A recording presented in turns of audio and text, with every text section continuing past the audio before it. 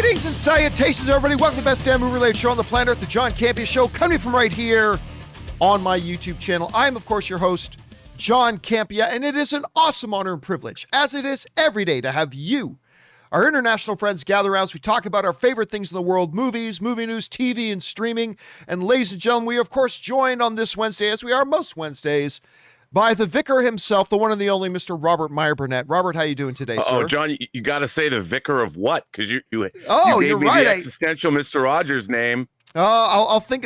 Save that one for Friday. Save that one for Friday. How you doing today, sir? I am doing quite well. I mean, we're getting closer to Shang-Chi opening, and of course, Tango Shalom opening this Friday, John. All over. And hey, do you get your tickets yet for Shang-Chi? We are going to see Tango Shalom all weekend. To support our own movie. That makes sense. I've got tickets. We're going to see it in IMAX. Oh, very nice. Yeah.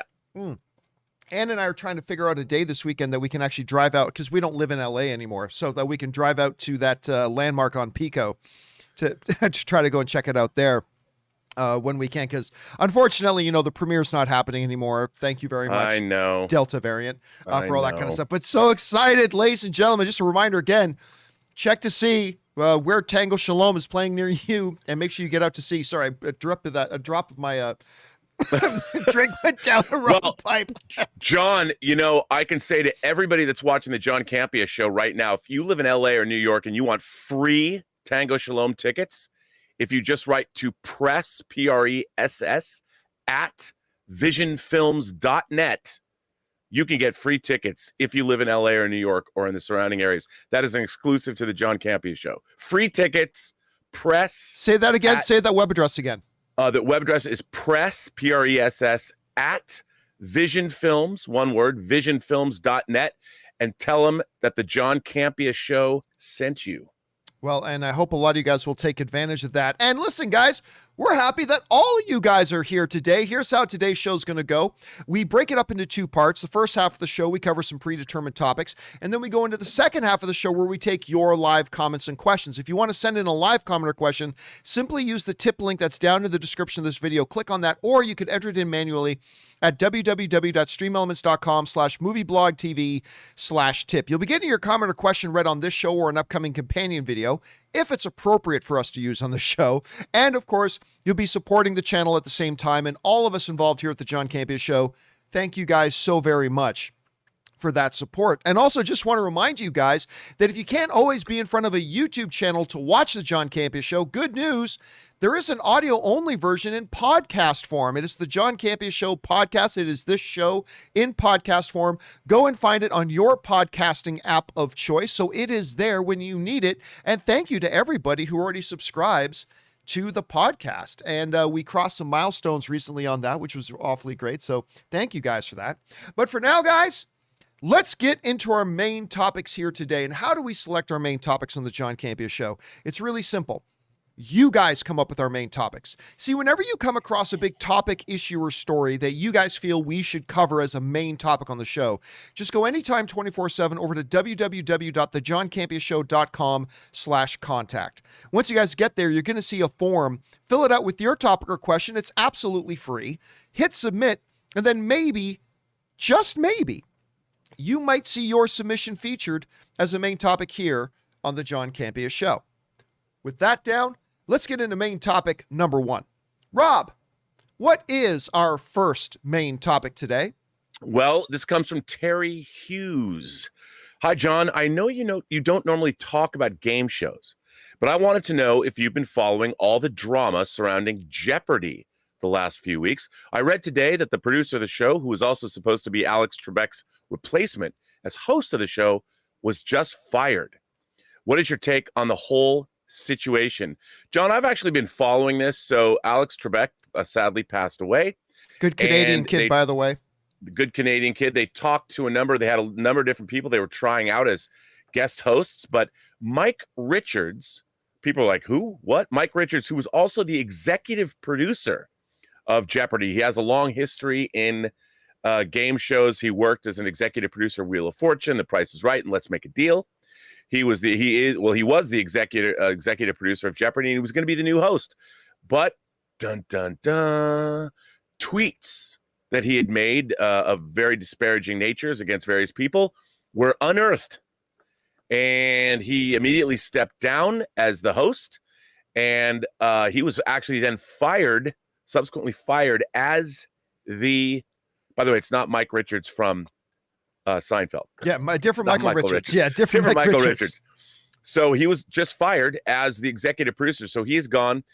Richards, this comes from Variety. Richards gave up the job as host after ugly statements that he'd made on an 8-year-old podcast series resurfaced, and that followed concerns over the host selection process, with whispers that Richards, as host, was able to calibrate the search to replace Trebek in his favor. It also came following the unearthing of discrimination lawsuits that multiple models working on The Price is Right, which he had produced at the time, filed in 2010 and 2011. John, this is not unexpected in our day and age, but lawsuits against that multiple models made against him, to me, I don't like it when people abuse their positions of power in the entertainment industry because it reflects badly on all of us. And I've always been a proponent that there was a day of reckoning coming, and it's nice to see that that day is here. I feel that this is the right move. Unfortunately for Mr. Richards, it was an $18 million gig that he lost as the host, and who knows how much he would have made executive producing one of the most lucrative and fun game shows in the history of game shows. And on one hand, I feel bad that happens to him. I hate it when people's careers, basically his career is over. And what are you going to do for the rest of your life? You have to reinvent yourself. But I think it was the right move. What do you think? Well, this is an interesting one, but I'll tell you right now, him losing this job has nothing to do with the old lawsuits and has nothing to do with the comments he made on an old podcast. Because look, I went back and read into this because I normally don't care about this TMZ garbage, but now this is directly impacting the shows and entertainment that are going to be on for people to watch and see. So we'll address it when it comes to that. Yeah. But I looked into it and it's like, okay, so he has this podcast that he used to have like from 8 years ago. And he said some stupid things on it. Like he made some comments about how he doesn't think women look good in one-piece bathing suits. He got into a discussion about, it was supposed to be kind of an irreverent podcast, and he got into a discussion about like some one of those big hacks that happened years ago where a bunch of female celebrities had their nude photos from their phones leaked online. And he got into a conversation with one of his female co-hosts about like, hey, did you ever do like stuff like that? It's like stupid, dumb stuff, but something you lose your job over 8 years later? No. And as far as the lawsuits go, they were never even really lawsuits against him. There were 2 lawsuits when it came to The Price is Right. One named him as a co-defendant in a lawsuit against the show, but he was later removed from the lawsuit altogether. And then there was one where they had laid off a bunch of models off of The Price is Right. And then one of them was a model who got pregnant that after finding out she got pregnant, she later got laid off the show as well, like a year later. Like, was that coincidence? Did he specifically let her go just because she got pregnant? Whatever, bad management, bad whatever. Is it something that a guy loses his job over 8 years later? I don't think so. I'm going to tell you what this is all about, Rob. I believe this is completely all about that this guy, as executive producer of the show, was the one who set up the search for Alex Trebek's replacement, and he ends up getting the job himself. That's what this is about. And when I think what surprised the show and what surprised the company was the amount of backlash that got levied against them once this all came about. Because this dude's name came out of nowhere. Like when all of a sudden, because they had Aaron Rodgers hosting, they had LeVar Burton co-host, all these guys who came out and talked about how this show meant everything in the world to them, and a bunch of others as well. And then, oh, look at this. The guy in charge of the search for Alex Trebek's replacement, they ended up picking himself. Now, of course, they will be quick to point out that, hey, you know, once Mike became a serious contender for the job, he removed himself from the committee that would make the decision. But at that point, everybody knew it was already rigged. It was already rigged. This guy set up a search process to make sure that at the end of the day, he was going to get that job. And I think they assumed or hoped that a lot of people wouldn't give big pushback on that, but it got a ton of pushback. And honestly, Rob, to me, I might be right and I might be wrong, but all this other stuff is just leverage for them to pull the trigger on trying to save face. It's like, well, they had to have him step down as a thing, and then they just got rid of him just to try to remove the problem. I honestly think this has far less to do with some comments he made on an 8-year-old podcast and a management litigation situation at The Price is Right that happens, frankly, all the time. I think it has less to do with that and more with the fact that this was just a dumb decision. I think he sealed his own fate the moment he tried to position himself to get this job. And he's out. And I don't hear, here's the funny thing, Rob, I don't hear anybody, and because I did some searching around online after this. Now, I'm not a huge Jeopardy fan, but I did some searching around on some forums after. I don't hear one Jeopardy fan lamenting that Mike Richards is out. I'm not hearing one of them saying, like, upset that he's out. It's like, oh, come on. We Jeopardy fans really wanted Mike Richards to be the new. I haven't heard one person lamenting this. And I think that tells you everything you need to know about this situation. The Jeopardy fans never wanted this guy. This guy set up a rigged system to get himself hired in the job.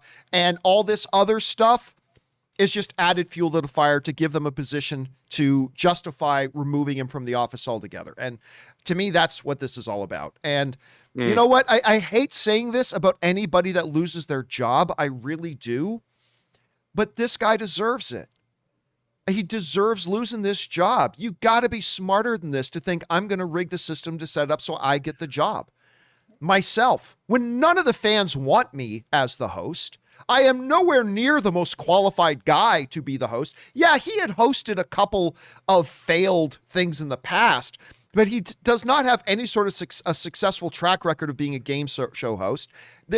Anyway, he kind of set himself up for this, and I hate saying it, but rigging a system for yourself to get the job, to me, is justifiable that this guy has no business being the executive producer of this show.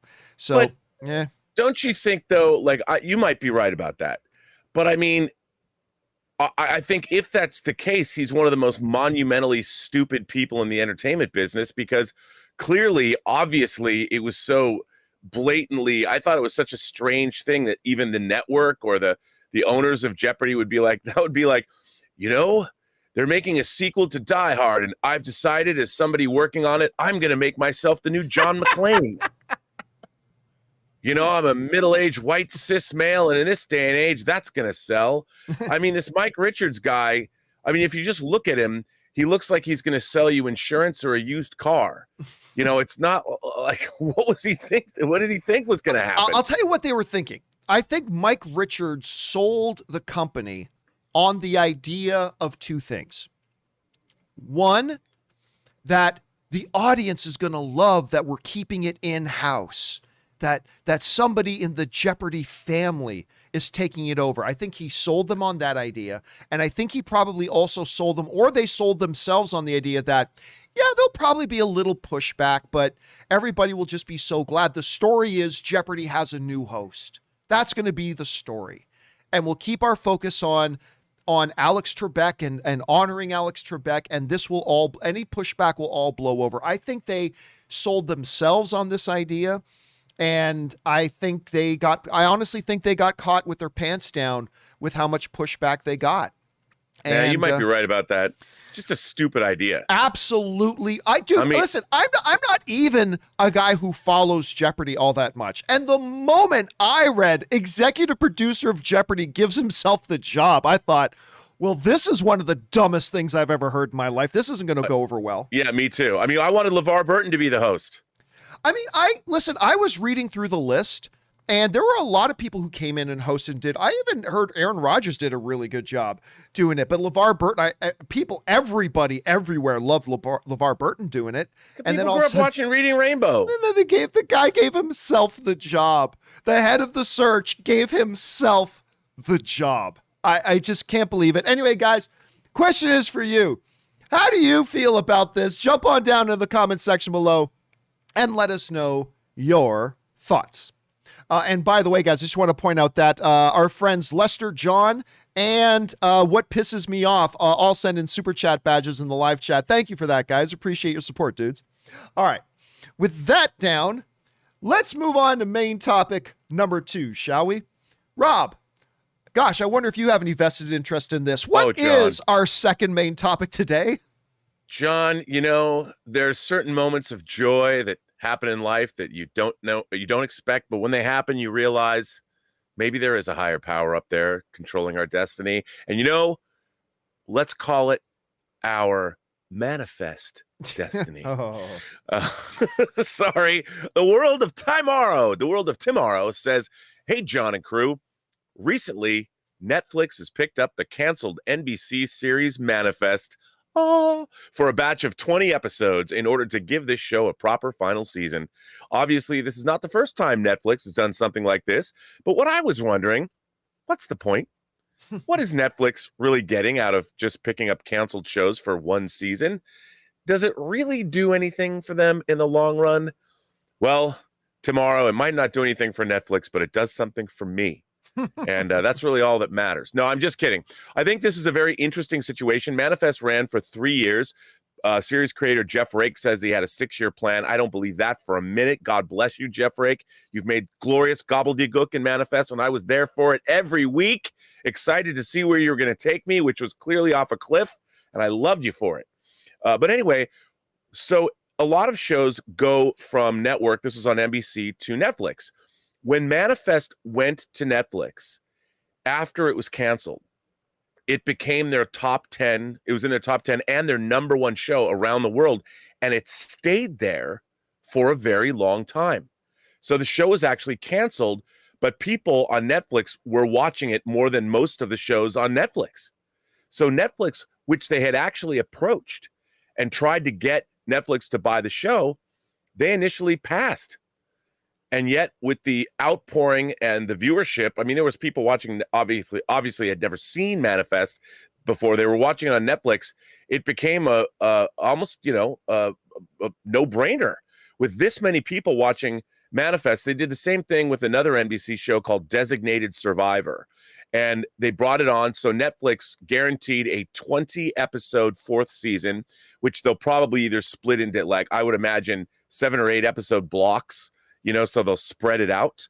But Manifest obviously has the most ridiculous long-running storyline ever. It's a very Lost-esque type show, and every week they just dig the hole deeper for themselves, which I love. But the reason I think that they bought it, John, is when a show is on Netflix, it's kind of there forever. It becomes another can in their aisle of canned pears, like at a grocery store.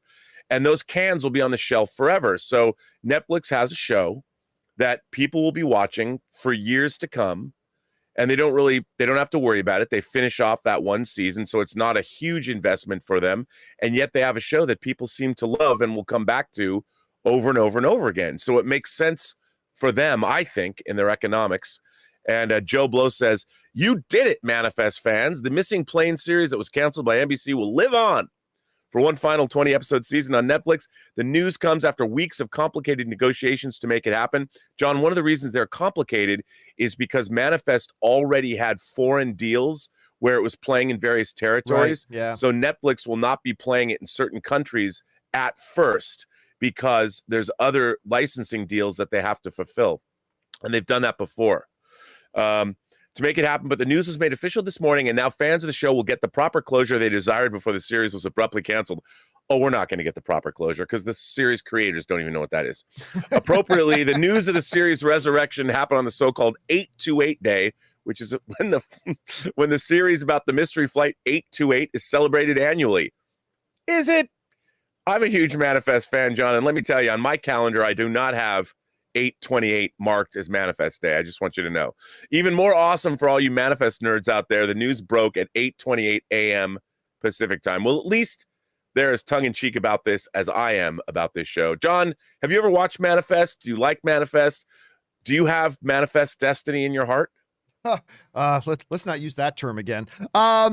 Look, when Manifest came out, I love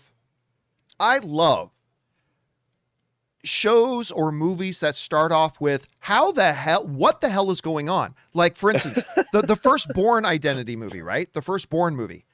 The ship in the middle of the ocean finds a guy just floating there. How the hell did he get there? What's going on? What's this back? Like, all this kind of stuff. The premise of Manifest is so great. A plane takes off, disappears, and then how many years later was it? 7 or 8 years later? 5. 5 years later, yeah. Out of nowhere, air traffic control picks up the plane coming in for the landing. It's been 5 years, and the people on the plane have no idea. They're like, no, we just took off, man. Neither do the showrunners know. Yeah, neither do the showrunners know. And to me, this is a great opening premise for a show. I was hooked on the idea right away, and I immediately got off after about 4 episodes. I couldn't take it anymore. I couldn't take it. I found the show to be terrible. And it's glorious gobbledygook, John. It is gobbledygook. Yes, it just went on and on. And Rob, you're joking about it, but honestly, for me, one of the thing was I felt like I never felt at all like the showrunners had any idea where they were taking this thing. But that's why it's great. And maybe that's why it's great. But that's just the feeling I had. But others like yourself really found themselves getting into the show and watching the show. And that's great. That's awesome. So for all those people who are big Manifest fans and looking forward to Manifest coming back, that's awesome. I'm legitimately really happy that you guys get to have another season of it, a final season. That's great. Now, as far as why would Netflix pick this up? What's the point? Why go for show and specifically, why pick it up for only one more season? Because Rob, you're thinking if you're going to make an investment into something, wouldn't you want it to be an investment that's going to stretch out a bit? Wouldn't you want to get more, return on your investment? So what's the point in picking up Manifest for just one season? Well, there is a point to it, actually. And for that, let's step into the Campea classroom for a moment, shall we? Why pick up Manifest? Okay, because you asked the question, if it's only for one season, what's the point? Why would they step in and do this? Well, I'll tell you why. We all know this. The whole point of Netflix's existence is to gain subscribers, right? We all know this. That's the number one point of Netflix existing. They exist to gain subscribers. They want to get some subscribers, right? Now, if you're going to try to get new subscribers, and by the way, Rob, I just watched 2 Netflix movies last night. Yep, I watched 2. I was supposed to go out with Ann with some friends for dinner, but my hand was really bothering me, and I just thought, I'm not going to be good company, so I'm just going to stay home. So I popped on 2 Netflix movies. One was called SAS, The Rise of the Black Swan, with a terrific cast, as a matter of fact. It had a really, really good cast, including Andy Serkis was in it. Ruby Rose was in it, a few other people as well. And then the Jason Momoa, Sweet Girl. Shit! Total bags of shit! Both of these movies, absolute ridiculous garbage. Garbage!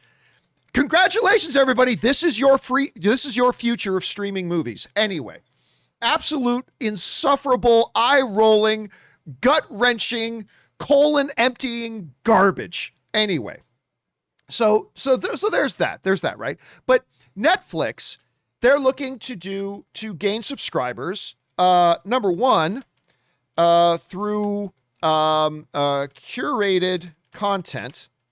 And number two, through original material, right? They create this content. They get curated content like Seinfeld, which, by the way, Seinfeld is back on Netflix. like $100 million 5-year deal, something like that. So curated content, yes, but they also want to get these new subscribers through original material. But here's the thing. There's a challenge through original material. The challenge of getting subs through original material takes time, and it's a gamble. It's a gamble. Because, Rob, when you launch a new original series, nobody knows about it. Nobody has connection with it. Nobody understands the story yet. So you create this show in the hopes, and it's a gamble, but in the hopes that it catches on with the audience, that it builds up a bit of an audience, and then that word of mouth from that audience spreads out to people who are not yet subscribers of Netflix.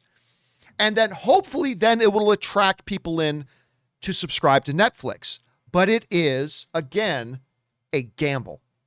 Here's the thing, though.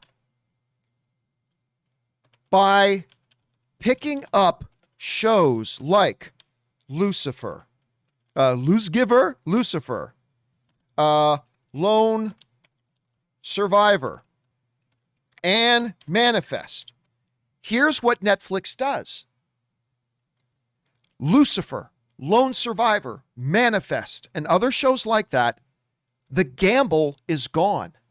These are shows that already exist.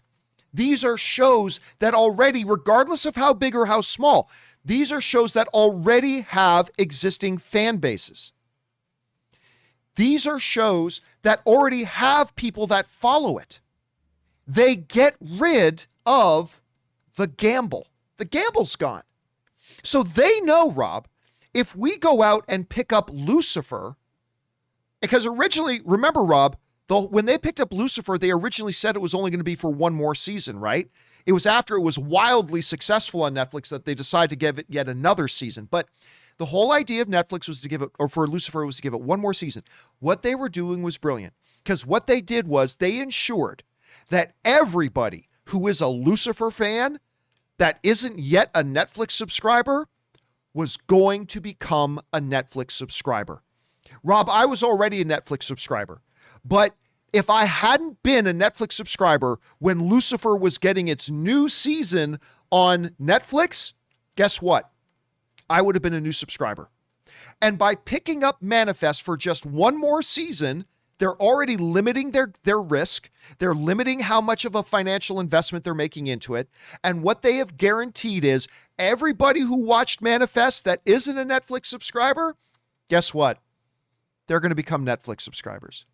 This is the easiest money that Netflix can possibly make. Saving these canceled shows for just one more season gets them an easy influx of new subscribers. Rob, it's brilliant.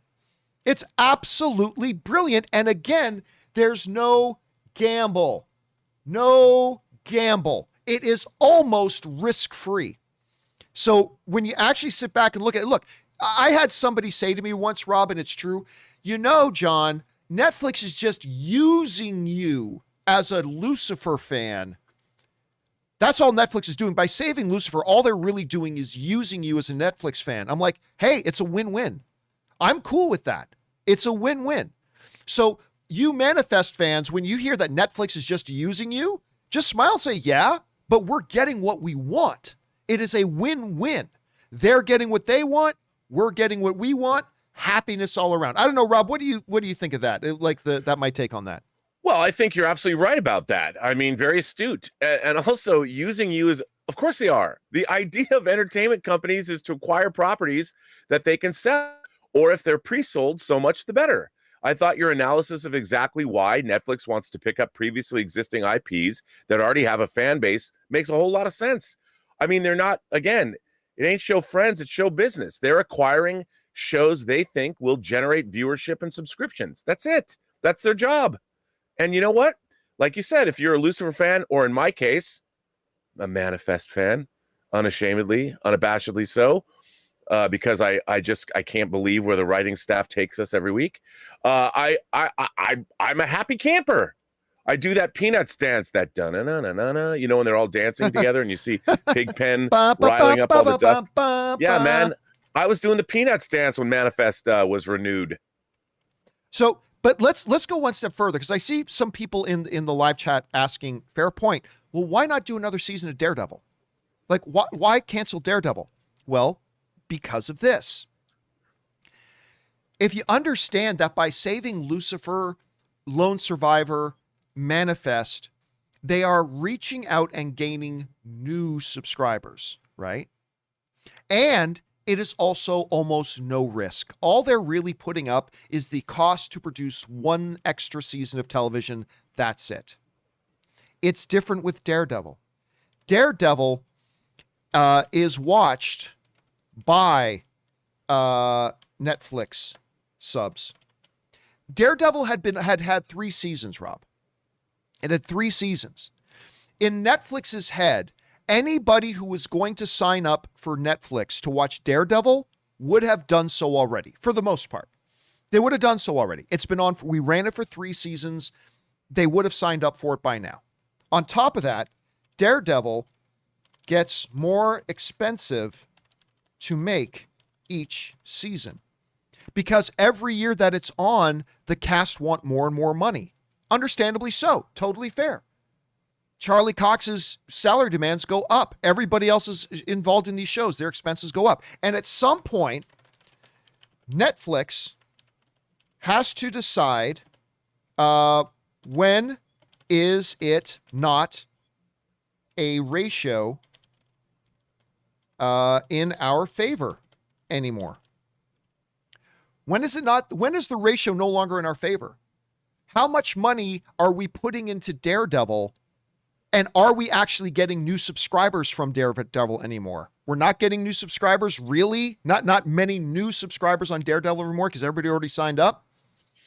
Well, then can we justify spending the kind of money we need to spend? Or can we spend a little bit of money, save a show like Manifest, and bring in more new subscribers?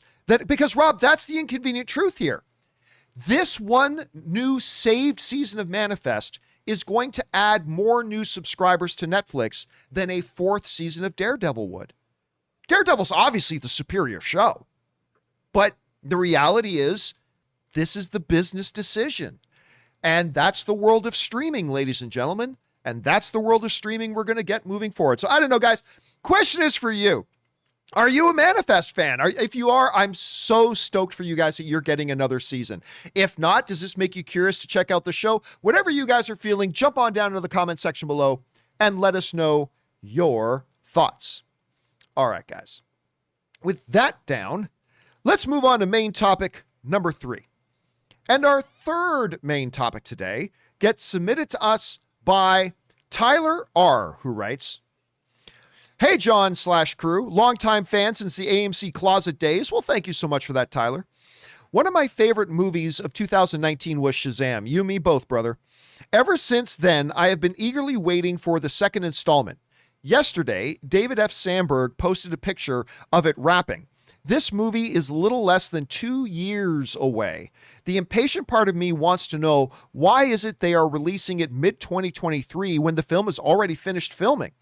Does it really take a year of post-production? Thanks, and have a great day." All right, thanks a lot for sending that in, man. And yeah, listen, you guys know how big of a fan I am of Shazam. I love Shazam. That movie, to me, until Suicide Squad, Shazam was my second favorite DCEU movie. My favorite, obviously, is Zack Snyder's Man of Steel. That's my favorite. That's still to this day my favorite DCEU movie. Probably Suicide Squad is probably now my second, but it's very, very close with Shazam. I love that movie. I loved it more than most people did. I thought it was so unbelievably charming. I was just grinning ear to ear that entire movie. I loved it. I thought it was great. And I've been very excited about a second one. So now they had been filming it. They had obviously the immortal Helen Mirren, Lucy Liu, both joined the cast as the antagonists in the film. That sounds great. They had been filming and they'd been shooting, but now the filming is done. It's in the can. It's in the can. As the director of the film got on to social media, and he basically announced, he said, "That's a wrap. Now sleep." So, and look at that final shot that he did. Obviously, there's some action going on in there in somebody's bedroom. Something bad happens and all that kind of stuff. So it's now wrapped up and it's done. And I got to say, Rob, you know me, the saying is the tangibilization of it. It's real now. The next Shazam movie, The Fury of the Gods, Shazam 2, whatever you want to call it, is no longer just a theory. It's tangible. They have done shooting. Now, you're right. This thing is not scheduled still to come out until, I believe, June. I think it's June of 2023. So the question gets asked, well, wait a minute. Why not release this thing until June of 2023 when they're already done shooting? I mean, yeah, it's still just 2021. Yeah, they've got to take some time for post-production. That could take anyway. And they asked, could it really be a year of post-production? Yeah, some movies can take up to a year of post-production. I don't think this one will take a year of post-production, but some of these movies can. These visual effects heavy movies can. But even then, you're just putting us into like fall of 2022, and you're still not putting the movie out for another 7 months after that. Well, the reason is this, Rob, and I think you'll agree with me on this, but I am curious to know your thoughts on it. They don't set release dates on movies based on when the movie's going to be done shooting. The release date for a movie is a very weird science that they look at the movie they have and they put a lot of money and a lot of study and a lot of research into thinking, where can we put this movie that we think gives it its best chance for success? And that's what decides when the movie comes out. And if they had determined a long time ago, looking at the script, they think this movie will have its best shot of success in a June release date. We don't think we can have it ready for a June of 2022. Therefore, we're going to do it in 2023. So yeah, it really has nothing to do about when the movie's done. If anything, Rob, it does open the possibility that 5 months from now, Warner Brothers could decide, hey, you know what? We're going to move the release date up. Why not? I mean, they could do that. But again, when they release the movie has absolutely nothing to do as to when the movie is done shooting. I don't know, Rob, how would you answer that question? Well, I think it's a pretty good analysis. I mean, you know, also remember, we're also coming off of a pandemic where certain schedule changes have been made, and maybe they're looking at the 2022 release slate and saying, you know what? Yep. We don't have a place to put this movie where we think it's going to do the best it can. I think that Shazam was a movie that it was a little bit of an underperformer at the box office, but I think a lot of people discovered it later on streaming, home video, that kind of thing. And I think they know that it can be a much bigger earner than the first one, and they probably know they have something pretty special. So they're waiting to put it in the proper weekend where they can stake their claim early, and it has a better chance of succeeding. That's what I would say. What do you think? I mean, it does see, look, you can look at this from the viewpoint of the average fan like us. It's like, it does feel weird though, doesn't it? That here we are, September 1st of 2021, and it's done shooting. And it's not coming out until June of 2023. I mean, I get it. That does seem kind of odd. And I think you're right, Rob. I think the pandemic, because we said for a long time, the actual effects of the pandemic, we haven't even started to feel all the effects of it. We're going to feel this. We're going to feel the effects of this going well through 2022 because of all the shifting release dates. But seeing as this thing is done, and they will probably even have the post-production done, I'm going to guess within the next 8 months. Do you think there's a possibility that this thing at some point, maybe they could move the date up? Or do you think a true heart of the summer release schedule is what's best for this movie? What do you think? I mean, maybe they might, but then again, you know, with all of these movies that were shot and are getting finished, it also has probably to do with resources. There's only so many visual effects companies in the world that can do these movies, and they're all very, very busy doing incredible work. I mean, remember, in 2022, how long has Jurassic World Dominion been done shooting? You know, we're not getting that until June of next year. And I think that the pandemic has pushed a lot of things back. No one's working at 100% yet, and there's a lot of stuff that's being made. And I think what they're doing is they're giving themselves a comfortable enough time where they're not rushing. They finish the film, they make it the way they want to make it, and they have a good release date that other people understand that's theirs. And they're staking their claim early, and they're giving the movie the best chance to succeed. I mean, you know what? I told you that we're not going to get our Shang-Chi hot toys until 2023. So, I can probably get my my hot toy of Tony Leung the same day that Shazam opens. What a horrible thought that is. Anyway, question is for you guys. What do you think about this? First of all, are you looking forward to Shazam 2? I'm not going to lie. It is, I am giddy. I am giddy with excitement for seeing the next Shazam film. What about you guys? Why do you think they're pushing off the release date? Or not pushing it off, but why do you think they set a release date for being so far ahead, even though the film is done shooting now? Whatever you guys think, jump down into the comment section below and let us know your thoughts. All right, guys. With that down, let's move on to main topic number 4, shall we? And our fourth main topic today gets submitted to us by Brendan Kurtz. And Brendan Kurtz writes, "Hey, John and Rob.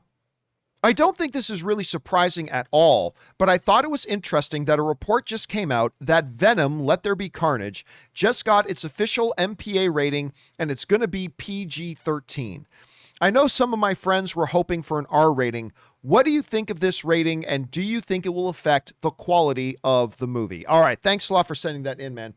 And yes, it's now official. We've got a rating for Venom, Let There Be Carnage. And you're right, Brendan, it's not surprising at all. It's PG-13. Of course it's PG-13. It was always going to be PG-13. There's no reality in which this wasn't going to be a PG-13 film. The first Venom was PG-13 and made despite all the people, Rob, all the people saying, Venom's going to flop. You can't do a Venom film without Spider-Man in it. Oh, really? Guess what? They did. And it was great fun, and it made over $800 million at the box office, and it was a huge success, and it was a PG-13 film. Now, obviously, when you bring in a character like Carnage, even I have to go, I wonder if they'll go R on this. I mean, obviously, the good money bets that it's going to be PG-13 as well. But you wonder that. And then, Rob, that trailer came out.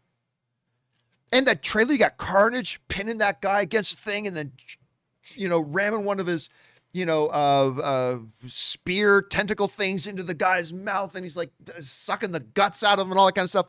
And then more people went, I wonder if this thing could be rated R. And that's when you understand bringing in Carnage and seeing what we saw in the trailer, that's a fair thing to ask. It's like, maybe they will go R. But yeah, it was really no surprise today when it came out that it is indeed going to be rated PG-13. This comes to us from the folks at Joe Blow, who write, the MPAA is actually now just the MPA is what they're called now, has officially granted Venom, Let There Be Carnage with a PG-13 rating, according to their weekly ratings bulletin, and confirmed on Sony's official website for the movie. The film earned a PG-13 rating for intense sequences of violence and action, some strong language, disturbing material, and suggestive references. In a similar fashion, 2018's Venom was rated for PG-13 for intense sequences of sci-fi violence and action and for language.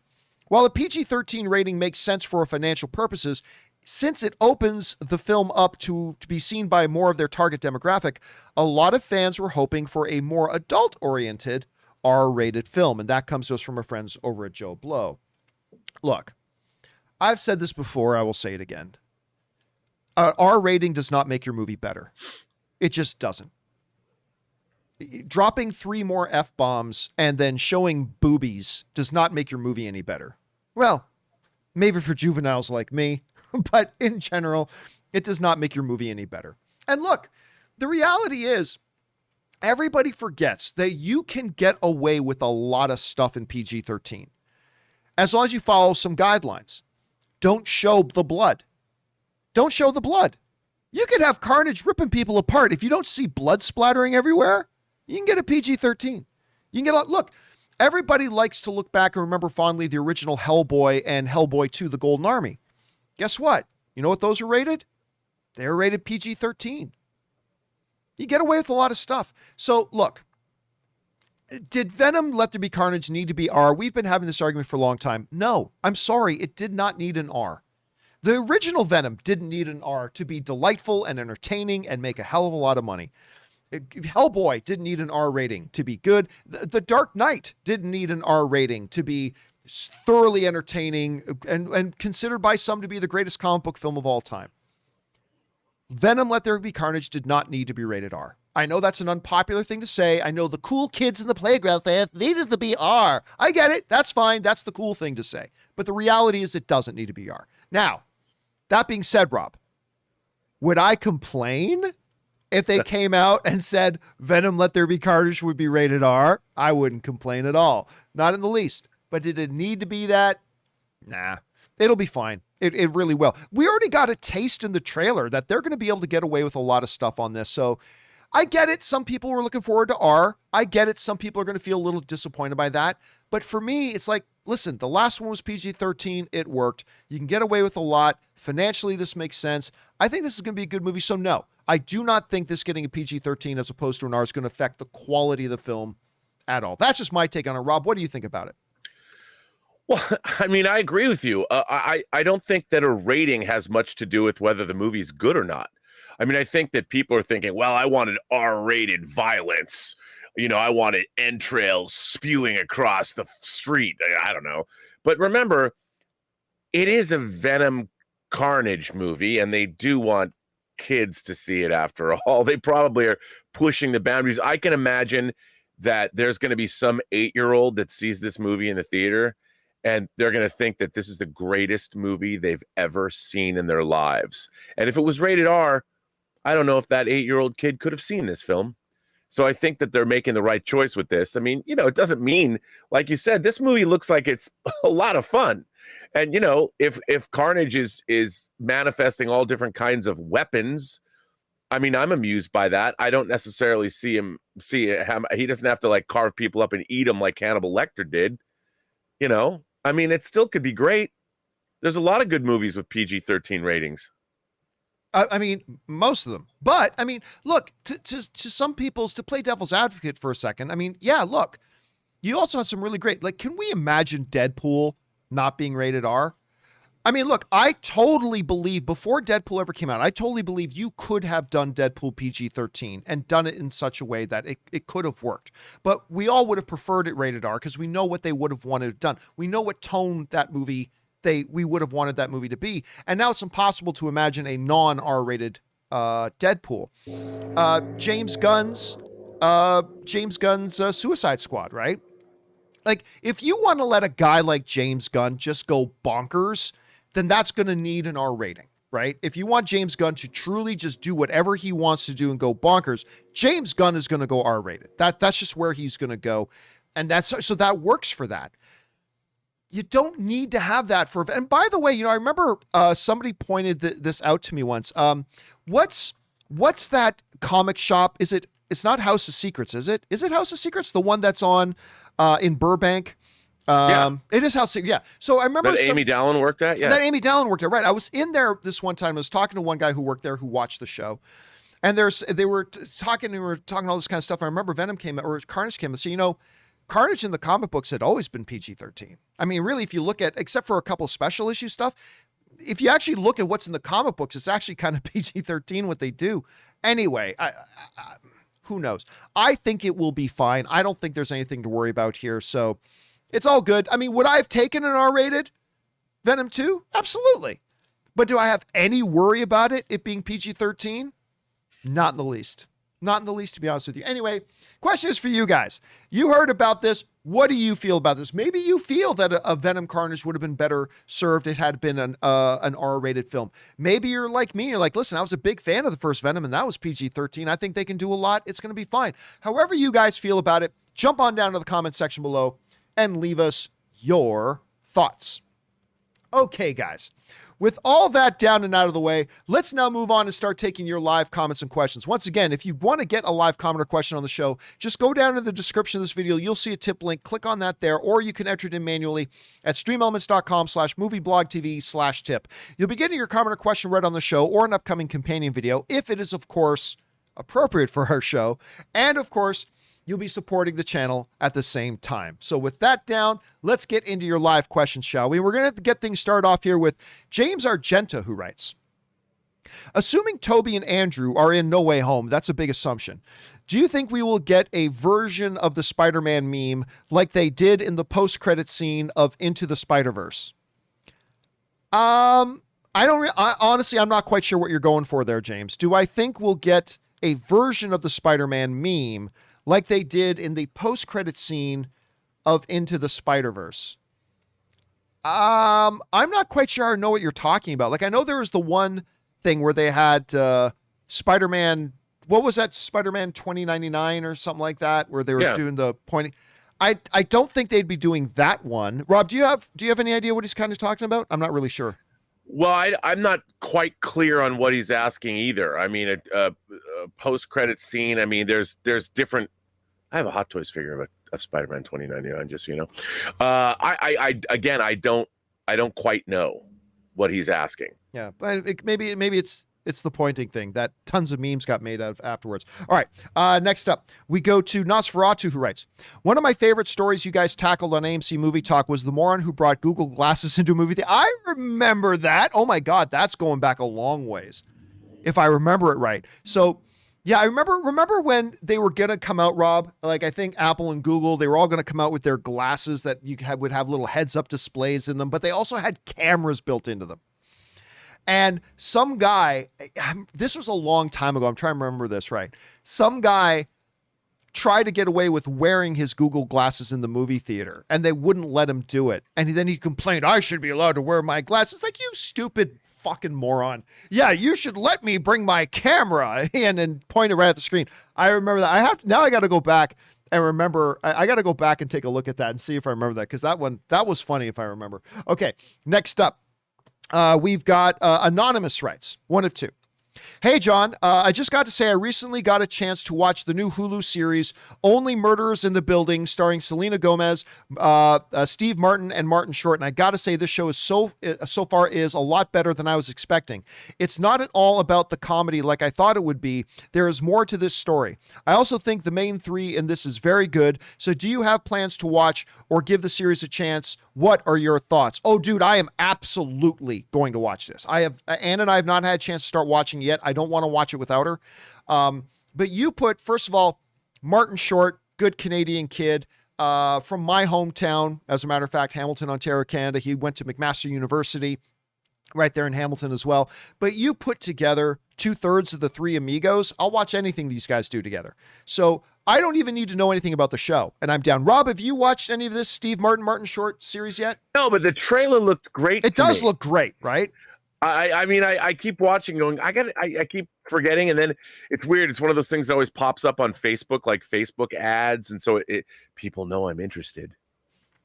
All right, next up, we go to where are we at here? Oh yeah, we're at Natasha's Lost Crush writes, hi amigos.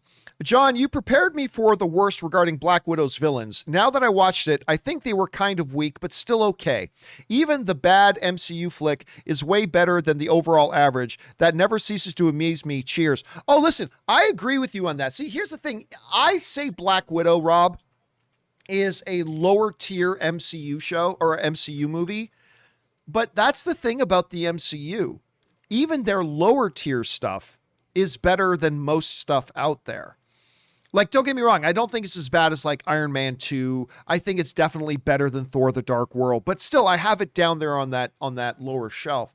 I'm glad you liked it more than I did. I thought the villains were just awful. I thought they were just terrible, but if you didn't think we were all that bad, that's awesome. I celebrate that. But isn't it funny though, Rob, that you look at these, I mean, other than Iron Man 2 and Thor: The Dark World, most of the other MCU movies that you'd put down on the lower tier still end up being better than most. Why is that? Well, I mean, I think because there's got to be more thought and establishment put into these films. Yeah, probably. So the general audience needs to have a grasp of who and what the characters are, what are the situations, how do we orient them to understand where we're at and where we're going. I guess. Could be. All right, next up, we got Strange's Lost Attorney who writes, by the way, am I the only one concerned about the conflict in No Way Home? Judging by the trailer, seems to be a dumb, irresponsible action by Doctor Strange. He's the wisest. I hope this is a misdirection. Sounds a little dull to me. Thanks and cheers again. Here's the thing. Everybody tries to read way too much into small, out of context glimpses that trailers give you. And everybody rushes to build entire movie theories around everything that's going to happen over the scope of the entire movie and what's actually happening here over quick, out of context glimpses. And it very well could be that, Rob. It very well could be that. But my point on this has always been the following. Everything the Avengers ever do is irresponsible. Really. Everything that they do could go wrong. And Doctor Strange, he is the Sorcerer Supreme, and he's incredibly arrogant as well. And if he feels that, yeah, I mean, look, any spell they cast could go wrong 1,000 different ways, but he feels good that he can pull this off, so he does it. That wouldn't bother me in the least. I don't think that's a character. I don't at all think that's a character inconsistency in the least. And by the way, we don't even really know yet what's really the context of what's happening there. We just saw a couple of brief second glimpses in a trailer, so I wouldn't worry about it. I don't know, Rob, was that something that stood out to you when you saw the Spider-Man trailer? No, I mean, I think that there's a reason, like you see Doctor Strange wearing a hoodie. That's a little weird. I mean, the Sanctum Sanctorum is full of snow. I mean, there's weird stuff going on in this trailer, John. But I think as they do so often, it's kind of a misdirect. And I don't want to, it's a trailer. We're supposed to be intrigued by what we see. Come on, John, you know Doctor Strange really is Mephisto the whole time. It's again with Mephisto. Always Mephisto. It's always Mephisto. And one day it's going to be revealed that all the times Mephisto wasn't revealed, it really was Mephisto. It's going to be like they're going to go back and retcon the whole thing. No, it wasn't Agatha all along. It was Mephisto. It was Mephisto. By the way, side note. He's that good. I saw the latest What If, which is focused on Doctor Strange, that came out last night. Really, really good. I think it's the best one they put out so far. Although I really did enjoy last week's as well with Hank Pym. That one to me was really interesting. I love the kind of the final conclusion of. But if you get a chance, this Doctor Strange one is really a different kind of take for them. Okay, next up. Daryl Best Wadley writes, I never had a problem with Warner Brothers putting movies straight to streaming. Good for the movie industry? No. But I appreciate it for giving fans who still worry about COVID a choice. Maybe I would feel differently if I owned a movie theater. But here's the thing, Daryl. And Rob, this is the part that drives me crazy about this debate, right? Everybody's acting like, oh, there's only two options. Either you put the movie in theaters or you put it out on streaming. No, there's a third option, an option that has always been there, which is if you don't want to go see something in a theater now, fine. You're going to get it in home viewing things in a couple of months. Now it's only 45 days. It's not like if they put it in theaters, people who are at home are never going to get a chance to see it. No, it just means you got to wait 45 days. That's it. And then you're going to get it just like everybody else. So it's not just that there's one option or the other. There is a third that actually represents a win for everybody. An option that gets money made for the movies so that proper movies get made, not this Netflix shit that I had to sit through last night. God, that shit was so bad, Rob. I just was angry that it was like wasting my time. Anyway, because that's where the movie industry is going, by the way. That experience I had last night, that's the future of streaming movies on Netflix or any of the rest of them. But there is an option that is a win for everybody. You know, the theaters make their money, the studios make their money, better movies get made, and then everybody still gets to watch it at home just a little bit later. I don't know, Rob. What are your thoughts on that? Because you and I have some different opinions on that, but I'm just curious to know what yours are. Well, I mean, you know, what can I say? It really is disheartening to hear you say that you didn't like those movies. Oh God, one of them, dude, I want you to watch them. Now I want you to watch them, so I want to hear your opinion on them. Well, it always it bums me out. Movies are so hard to make. And it's always disheartening to hear, because Netflix has resources. It's not the budgets of the movie that cost them to be bad, I think. I mean, I always think it's the scripts. You know, the stories, it's, what is it? Was it Red No? It wasn't Red Notice with Dwayne Johnson. It was what was it? SAS? SAS, The Rise of the Black Swan. Yeah, see, I was like looking forward to that, because look, those kinds of action, adventure, thriller, international intrigue, whatever, those are things that I want to watch. And there's so many great stories out there that when you watch films, like, let me ask you a question. Why did you not like these movies as much as you didn't like them? I mean, were the stories just not good? Yeah, first of all, let's start with Jason Momoa's Sweet Girl. I think we could all tell from the trailers. It looked good, though. I wanted to see it. I didn't think it looked very good. But I was like, I'll watch this. But it's Jason Momoa, so I'll give it a shot. You know, if it's Jason Momoa, I'll give it a shot. Because, you know, I got a big thing for Jason Momoa. I think he's great. But it's just awful. I mean, the script was bad. Frankly, and I've never said this about Jason Momoa in anything, not even that terrible Apple show C. Momoa wasn't very good in it. And it's so contrived. And it's so, like, everything about, even like there's a scene where he calls into a talk show where a big pharma guy was on it. It's like, oh God, it was just so painful. And then like SAS, which totally looks like a movie you and I would like. And yeah. I was, and you know, it's got Andy Serkis in it. So I'm like really down with it. But dude, I kid you not. I knew right from the opening couple of minutes, this thing was going to be a train wreck. Because first of all, you have this organization called the Black Swan, right? That's like a family-run paramilitary group that carry out dirty, illegal ops on behalf of the government that wants to keep their hands clean in England. And then something happens where they go too far. So now the SAS need to bring them down, right? And who's the agent? You guessed it.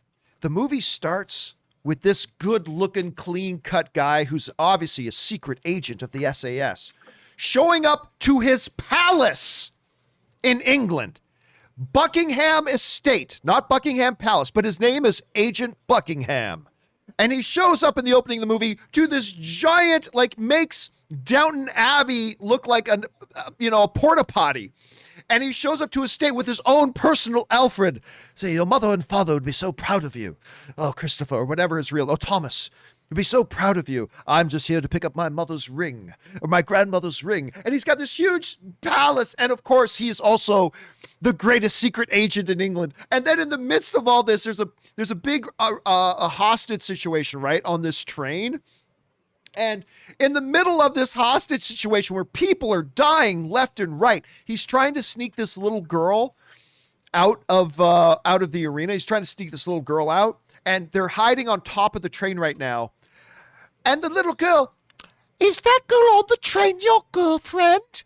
Why, yes, she is. She's going to be more. I'm going to ask her to marry me. Do you love her? I think I do. How do you know that you love her? And like, there's fucking machine guns going off and people are dying. And they stop the movie in the middle to have this little existential discussion about love between rich Lord Buckingham and this little girl. How do you know you love her? And I'm like, oh my God, this is so bad. But I think, Rob, they look at these scripts and they go, okay, we can make that one for pretty cheap.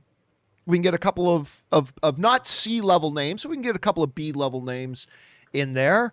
You know, it's a heist movie, it's secret agents with Buckingham palaces and all this. And yeah, it's the type of shite, it's the type of drivel that these streaming services are going to be the ones that they're producing from now on. They're going to be producing these pieces of shit that aren't terribly expensive to make, and they're going to crank out 30 or 40 or 50 of these a year. And then 1 or 2 a year, they'll actually put real effort so that it looks like, look, we're the ones who put out The Irishman. Remember that? The Irishman? That was us. They'll do that. But in the meantime, all the rest of them is going to be this absolute garbage shite that the only thing they'll spend a little bit of money on is maybe a big name star to make it look like it has some credibility moving forward. Anyway, I'm sorry. I'm sorry I'm getting sidetracked, guys. I could go on this but I'm just sitting there watching both of these movies and I'm just getting angry at how bad they are and knowing that this is the future of movies. This is the future of movies. Well, wait a minute. I mean, look, what you're describing, though, is the production value is there, I would assume, right? Sometimes. Okay. Sometimes, yeah. But I would say it all comes down. I mean, this is where talented filmmakers are needed. You know, it comes down to direction, and it comes down to, like, you know, that company Grindstone that releases, I think The Hitman's Bodyguard was a Grindstone movie, but they do all those. They did that Ryan Reynolds gambling movie. Grindstone releases a lot of films through Lionsgate, and they've got good actors, but they really live or die on the scripts and the direction, because they have a lot of them are shot in New Orleans, and they have the production value. And I really think what it's going to come down to is, once again, we're going to have to see talented filmmakers arise. And we're going to have to see people that really understand filmmaking. And I think right now there's a lot of people that are getting jobs that aren't necessarily qualified to make the kind of movies that we want. And that's why they're able to get jobs at Netflix. We need to see better filmmakers and better screenplays, better writers and better directors. But that becomes irrelevant, Rob, unless these streamers greenlight those kinds of projects. And until they do, it's irrelevant. That's the thing. It's an irrelevant equation until. Well, that's what I mean.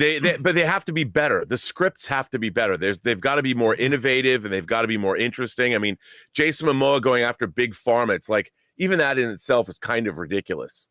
Like, Big Pharma is what? Some secret military organization that can defend themselves against one man determined to take out the executives. So I mean, that would be easy to do, I would think. But, you know, Rob, here's a great equivalency, okay?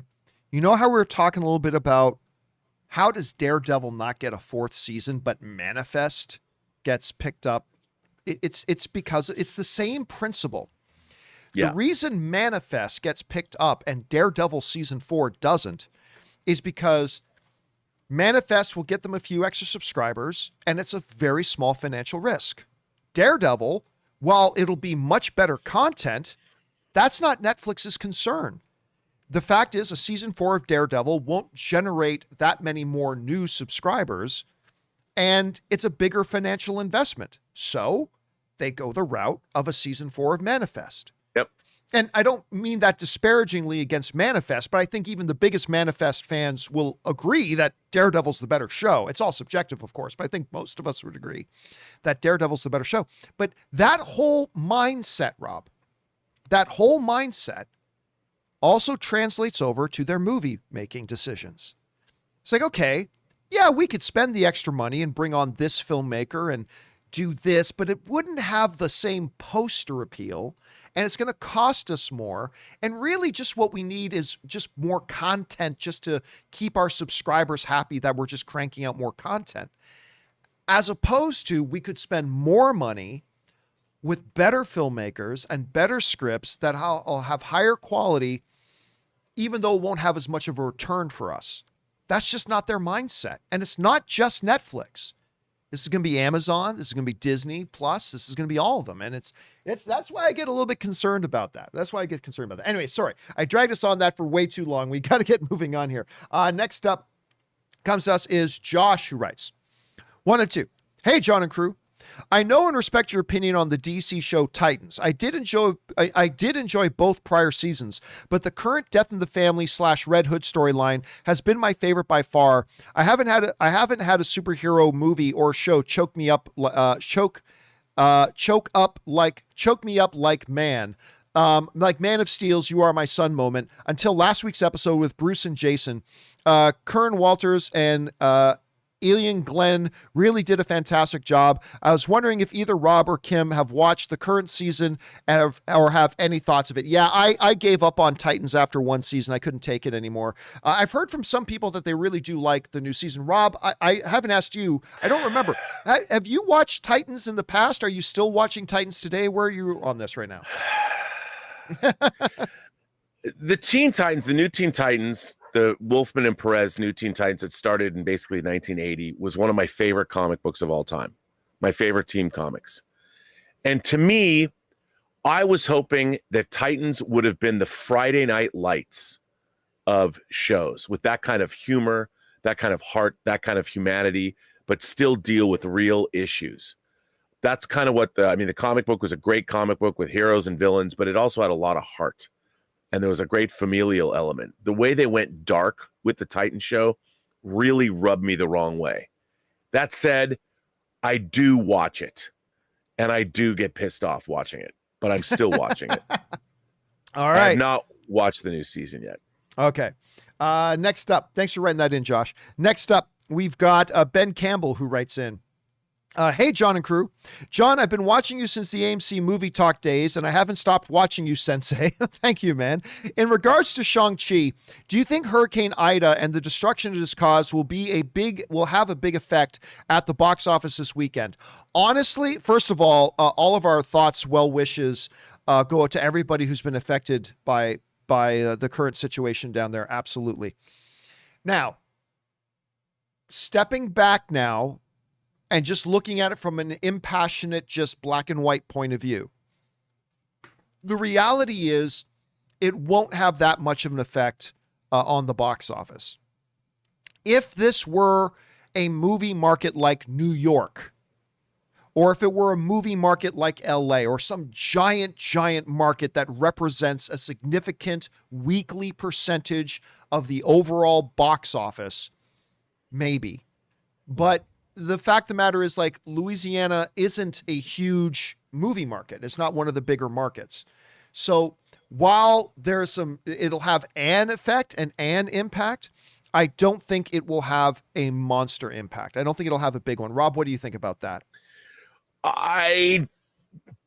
Probably not a monster impact, but it is, Deadline did report that it's on track that Shang-Chi's on track to make $90 million this weekend worldwide. Who said that? Worldwide. Well, yeah, worldwide. Yeah, on Deadline this morning. Worldwide. That's whatever. Yeah. And it's like, apparently it's only opening in one theater, or it's only opening in Hong Kong. It's going to be interesting to see where this goes, because here's the thing. I've always believed the proof is in the pudding, John.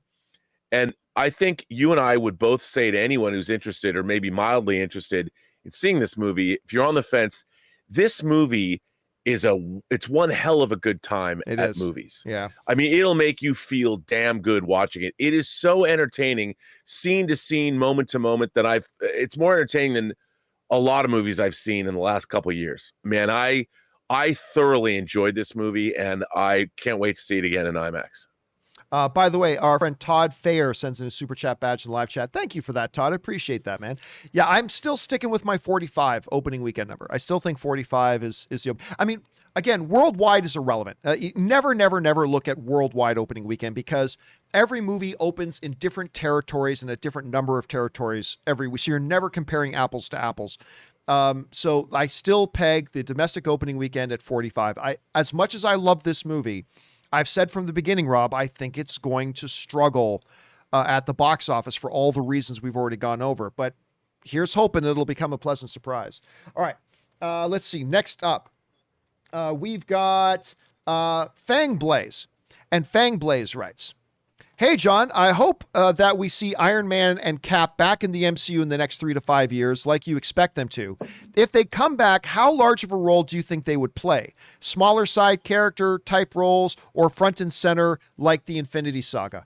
That's a good question.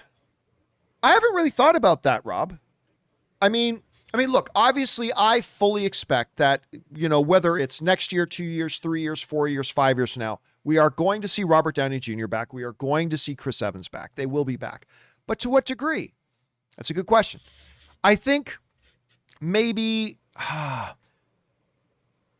don't think we're ever going to get back to where Captain America and Iron Man were the two front faces of the entire MCU for nearly a decade. I don't think we're going back to that.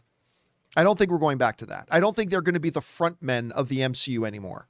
I think it'll probably be I think there'll be like one movie where it's a big deal that they're back, and then maybe they'll just kind of hang out in the background a little bit. So I don't know. We're still probably years away from that, so I'm just guessing wildly. I don't know. Rob, what do you think? When they come back, are they the faces of the MCU again, or would it be something more supportive?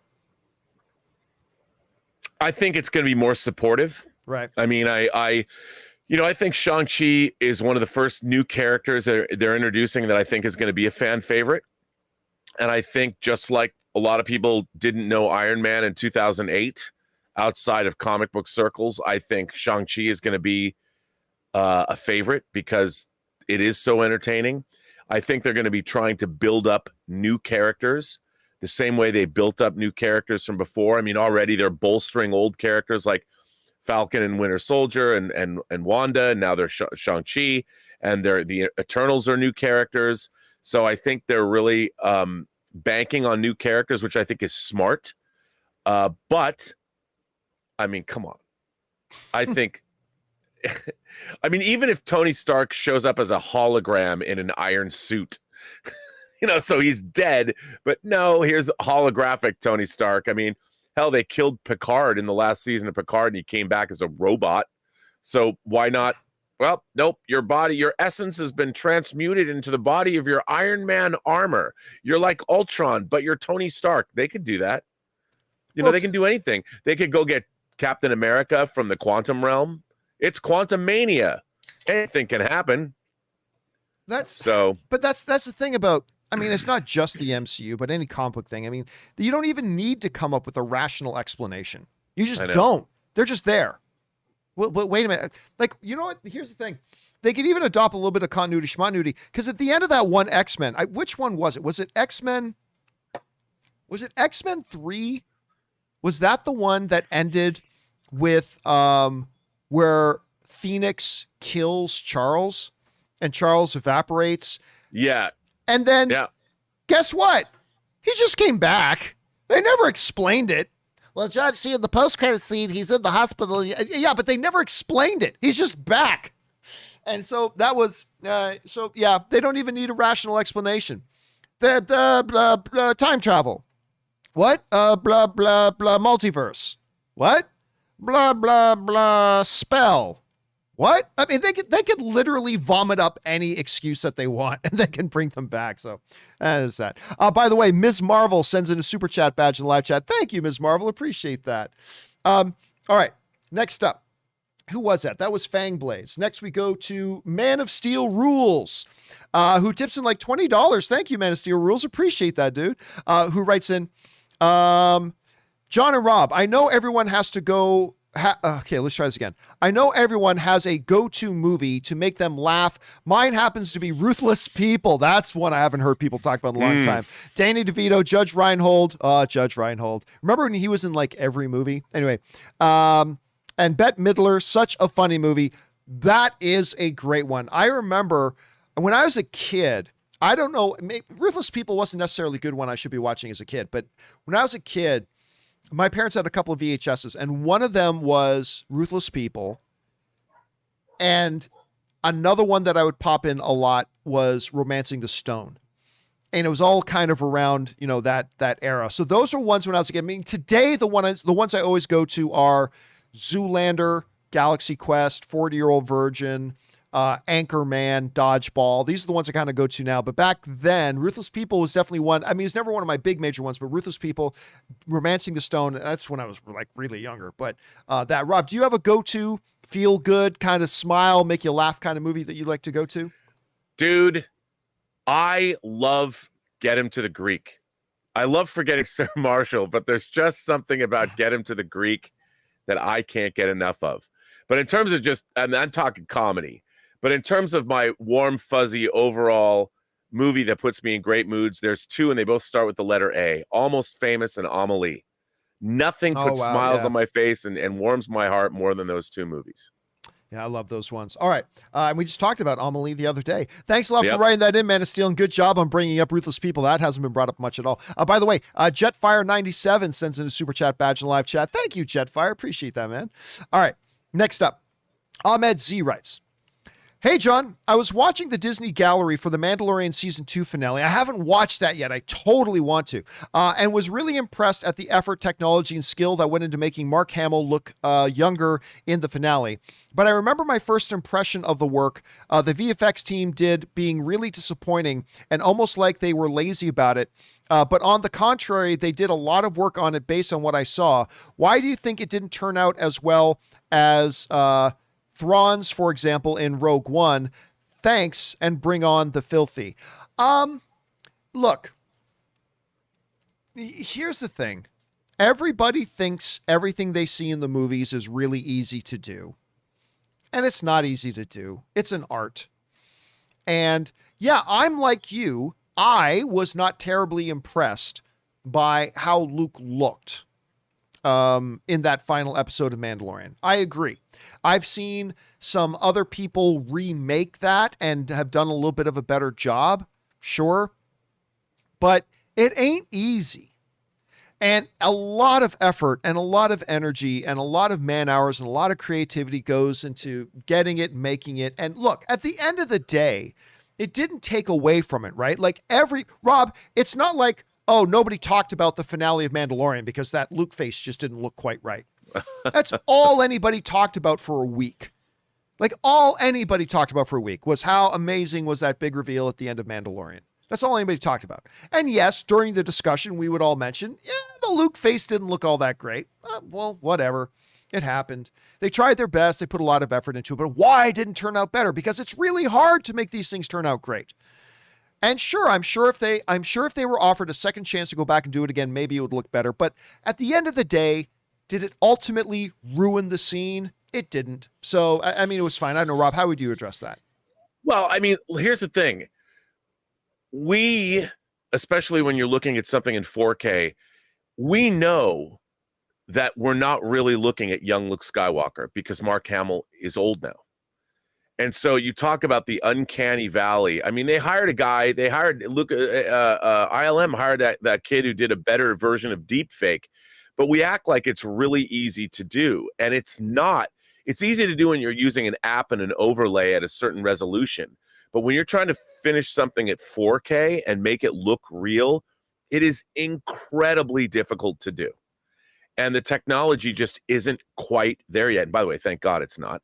And you get that little uncanny valley. But the thing is, John, what's so funny to me is that, like, I look at The Mandalorian and I know they're shooting it on a volume stage. I know they're using stagecraft because, to me, as good as the exterior shots are, I can tell from the lighting that, yeah, they're on stage.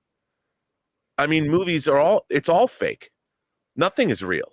And we just have levels of we have levels of belief that we're willing to buy into. Like, I can't go back and watch movies like Species anymore. You know, the movie with Natasha Hedstrom when she turns into a creature, Species? Yeah. Because the physical transformation effects back then, they just look pasted. There's no physicality. You're not seeing flesh tearing. Or in X-Men 1, when Mystique transforms, you don't feel the physicality of it anymore because it's a CG effect. So as technology increases, our level of suspension of disbelief gets bigger and bigger and bigger because we expect more. But it's still just tools. Nothing you're watching in a movie is real. Everything is fake. So it just depends. I mean, what are you willing to accept? When I looked at Luke returning from The Mandalorian, I didn't think to myself, well, that effect wasn't good enough. I'm thinking, oh my God, it's Luke Skywalker. He's come back. Because, I know it's an effect. So what? All right. It's the story that's important. Next up, we go to Dangerous D, who writes, "Hey, John, I know you think Suicide Squad's not going to get a sequel." Well, no, I didn't say that. Let's be clear about what I said. Anyway, but it wouldn't be the first time a sequel's made from a box office bomb. There's 2016's Ghostbusters. That did not get a sequel, by the way. The 2016's Ghostbusters did not get a sequel. Let's be clear on that. 2005's XXX State of the Union. Hocus Pocus getting a sequel. I don't think, did Hocus Pocus get a sequel or a remake? Anyway, Blade Runner and Donnie Darko, it could happen. See, here's the thing, Dangerous D. There's two things to point out. The first thing to point out is this. What I clearly said was, yes, on the thing, but Warner Brothers is going to have a new ownership, and that's going to be under Discovery, with a very forward-thinking CEO over Discovery who just makes everything work. Like, everything this guy touches turns to gold, it seems like.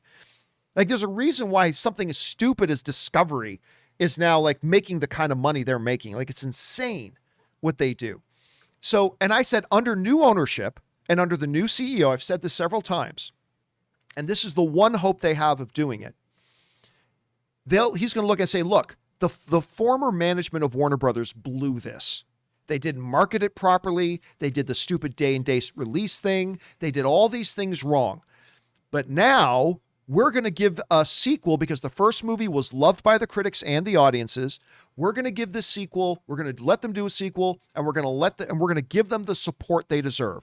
We're not going to do the idiotic day and date release on HBO Max. We're going to give it a proper marketing campaign. We're going to leverage the fact that the audiences and the critics really liked it and use that to our advantage. Blah, blah, blah. Now, and that's the hope. And I've been saying that for a while, that's the hope of it getting a sequel. However, let's also address this. A part of movie fans' logic is always going to a very rare exception as if to prove a point. 99% of box office bombs do not get sequels. And yes, you can say, but Blade Runner made 40 years ago, that got a sequel. See? Well, yeah. Tron. That's right, Tron. Both in the summer of 82. That got a sequel. See? Well, yes, but you are when you have to go and pick out extremely rare exceptions, that kind of proves the point, right? It's a very, very weak. Let me just say this again, and I'm not saying you're weak, Dangerous D, not at all. I'm just saying we've got to be very careful about using the exception argument because that's a very, very weak position to make an argument from. And I learned this in law. Never use an exception argument as an argument, as a part or as a main part of your argument, because it puts you in a very, very weak position. So yeah, I would say those aren't good examples because all you're doing is really highlighting the rule. When you try to point out the exception, all you're really doing in the eyes and ears of the jury listening is emphasizing how strong of an argument the rule is as opposed to the exception. So you actually end up defeating your own argument. So can a Suicide Squad sequel get made? I just made a video about this last night. Absolutely it can, but the hope lies in it going to Discovery, the Discovery CEO having more of a vision, deciding to support the movie well, leveraging the fact that it had really positive fan and critic reviews. And yeah, that's where I think its hope lies. But don't go into the exception rules. I don't know, Rob, right now, where do you think, understanding that Warner Brothers will be under new management, what do you think the chances are that we see another Suicide Squad, or even if James Gunn even wants to do another one instead of something else? Well, what's funny is we're getting a Peacemaker series. So even if we don't get Suicide Squad, we're kind of getting a sequel to James Gunn's The Suicide Squad. And that's pretty amazing. But I think probably Suicide Squad is pretty done. I mean, it was a very expensive proposition. Although, you know what? If it has a long life on HBO Max, if people watch it over and over again, because I think it's the kind of movie that could be a cult movie and people will discover it and just keep watching it. If it does really bang up numbers on HBO Max, I could see them in a year or two, maybe revisiting that and asking James Gunn if they could do something a little bit more limited, but maybe come up with something that might not be as large in scope as, say, having Starro attack and keep it more limited. I could see maybe that it could happen in some form, but it would have to do really well. Or if the Peacemaker series is a hit, we might see more of those characters continue on if they make more episodes of Peacemaker, and that would be the de facto sequel. You know what the funny thing is, too? I think you'll agree with me on this. If they hadn't already started shooting Peacemaker prior to Suicide Squad coming out, I don't think there's any way the show gets made. I think they would have pulled the plug on the show. It's you agree? I agree. So I totally agree. So I think we all got lucky that they moved forward on the show before the movie ever came out. And here's hoping it finds great success. All right. Next up, we've got My Comic Tees Schmedium writes, "Hey, John and team. John, I know you're a bit of a sports fan, so I was thinking, if you're going to field an MCU character starting five to take on the new look Lakers, who would be on your team by position?" I don't do these types of questions, just so you know. I'm not going to sit there and pull out names and list. No, look, any five MCUs MCU characters would be able to beat any 5 NBAers because they simply murder them. They just kill them. It's hard to score. I don't know if you know this, Rob, a little bit of sports insight for you. Uh-oh. As somebody, I played basketball all through high school. I played on our provincial all-star team. Little did you know. But was this between the dance crew? This is around the dance crew era, actually. Wow, okay. But you were really a Renaissance man, dude. Not a lot of people. And if you watch today's NBA, if you watch close, you'll notice this. Here's the thing about scoring. It becomes very difficult to score when you're dead. I don't know if you know this. So all the MCU characters would have to do is step on the floor, straight up murder the 5 NBA players, and then that's it. They'll because it's very, very difficult to score points, Rob. I'm not going to say it's impossible, but it's very difficult to score points when your throat's been cut by, the knives of an MCU character or the, a sonic blast from an MCU. It's very, very difficult to score. Very difficult to score. All right. Next up, Daniel writes, 1 of 2. You have said this before, but it's really apparent that studios are overspending on movies. True. Not all the time, but yeah, there are many cases where they overspend. Black Widow cost around $200 million. John Wick 3 cost $75 million. And I'd say they are both aiming for the same target. Both are about non-superpowered fighters. Given this, do big studios overpay their actors yes, studios do overpay actors, or overpay in general? Can studios like Disney make movies for $100 million or less? And if they did, what do you think will change? Well, here's the thing, Barker, or Daniel, I should say. John Wick doesn't take place in the MCU. Right? Now. What? Yeah, I know. It's a shock to hear, but in the world of the MCU, the audience comes with certain expectations about the types of things you can see in that world. And those are simply things you're not going to see in the world of John Wick. All you need in John Wick is a set and a guy and a gun. I mean, ultimately that's really all you need, and have some wicked choreography. In the MCU world, though, you have to do more than that. And they're going to do things, you're going to be required to do things that are going to have higher price tags than a movie like John Wick. That said, did a movie like Black Widow need to be around the $200 million mark? No. Certainly way north of the $75 million that they do with the John Wick films. But you can't do a Doctor Strange film. You can't do a Doctor Strange film, Rob, that lives up to the expectations of what the audiences expect when they go into a Doctor Strange movie. You cannot make that movie for $75 million. You just can't. You can't make Infinity War for $110 million. You can't make Endgame for $145 million. There are just certain things when you get into a comic book world or like high concept, or not high concept, but high level visual effect kind of realm, fantasy, sci-fi, action sort of things, that you can't do with John Wick. Motorcycles and swords. Awesome. And I eat it up. But there are different expectations for different things. So does Hollywood overpay? Yes. Do they overpay to the amount that you could make like a proper MCU movie for $75 million? I, who am always complaining about how much money Hollywood spend, will tell you, no, you can't do a proper MCU movie for $75 million. You just can't. So overpay, yes, but is it that drastic? No. Rob, how would you address that? Well, I mean, look, the problem is now movies are very labor intensive to make. And a lot of these movies that we love, like Doctor Strange films, I mean, the first Doctor Strange film had some incredible visuals in it. But look at the amount of personnel and people at all the various effects companies that are working on films. Hundreds and hundreds. Hundreds, and it's very labor intensive. And these kinds of effects that audiences demand, they take a long time to do. They take a great many people to do them. So if we expect to get the kind of spectacle from, I mean, if you want to have Thanos throwing moons at people, you've got, even the animation in Thanos, it's incredible. You don't just press a button. You have many different people. I mean, that's why animation, there's people that only do shadows and shading. It's incredible the amount of technology and the amount of personnel and great artistry that these movies require. And I find that, I mean, maybe one day we'll have AI that'll be able to step in and do all of this. Although I'm not convinced that that'll make movies better.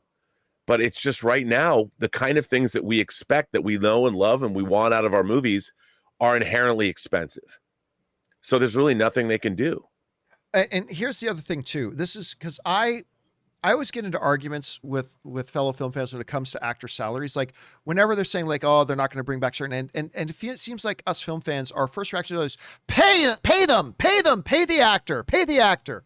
And it's like, okay, but you do know, of course, that actor who's going to get $25 million for this movie, they're getting $25 million for maybe working 4 months on this movie. Meanwhile, there's a compositor. There's a guy at a visual effects company, compositor, who's going to be working 18-hour days for a year and is probably making $85,000. Who's working 18 hours a day for a year straight, losing time with his family and all that kind of stuff, making $85,000. And then, by the way, that visual effects company can win Oscars and then go out of business the next day. So it's not just about the amount of money being paid into making these movies. It's also about how is that money balanced out across the board, where you got one actor who didn't write the lines, who isn't doing the visual effects, who didn't write the story, is going to get $25 million for 4 months of their time. Meanwhile, you've got these rooms filled with these lifelong trained artists who are going to work 18, 19, 20-hour days for a year straight, working against impossible deadlines and incredibly tense situations, and they'll make anywhere from $85,000 to $185,000. I mean, so yeah, I'm going to continue to complain about how much money actors make. I think they should make a lot of money. But I'm sorry, unless the letters DR period are in front of your name, and you take motorcycle accident victims and turn them from being paraplegic for their whole lives and let them walk again, you shouldn't make $25 million a year. I'm sorry. I just an actor, or $25 million for 4 months of work. But anyway, that's just kind of my take on that. It is what it is. By the way, Leandro Urea sends in a super chat badge in live chat. Thank you for that, man. As does Rory Goodrich. Rory Goodrich also sends a super chat badge. Thank you for that, dude. Appreciate that. Anyway, Rob, we've kept you overtime right now. So thanks a lot for being here today. You'll of course be back again on Friday. But in the meantime, where can people follow you and all your goodness online, Rob? Well, you can follow me on Instagram at Robert Meyer Burnett or RM Burnett, and you can find me on Twitter at Burnett RM, or find me on my own YouTube channel, The Burnett Work. And of course, this weekend, John, a movie I produced and edited, Tango Shalom, is opening in LA and New York. Please go support your boy RMB and independent cinema. All right, dude. Thanks a lot for being here, and we'll talk to you again later, man. Have a good one. All right. Ladies and gentlemen, the one and the only, the great Mr. Robert Meyer Burnett. And guys, if you do live anywhere near where a screening of Tango Shalom is happening, do get out and see Tango Shalom. Rob's been pouring his heart, energy, and soul into this movie for years now. So go and support it when you guys get a chance. All right, we got time for a couple more questions here, guys. We're going to take this one from Gabe Baker, who writes, is Tom Holland's deal for his last movie only if Marvel wants it, or is it guaranteed? It's never guaranteed. What could it be if is Doc Strange 2 confirmed? The Marvels, I heard it's supposed to be a mini Avengers film like Civil War, but I don't know if that's true. Avengers 5. Okay, so the basic heart of it is this. And we got to bring this up once in a while because people keep confusing this. Whenever you hear that an actor has signed like a 5-film deal, right? Say a 5-film deal. Let's say we found out Sebastian Stan has a 9-film deal and there's still like 5 movies left on the deal. Well, that means they're going to do 5 more movies with Sebastian Stan because he has a 5 more film deal. That's not how it works. How these movies work and how these deals work is this.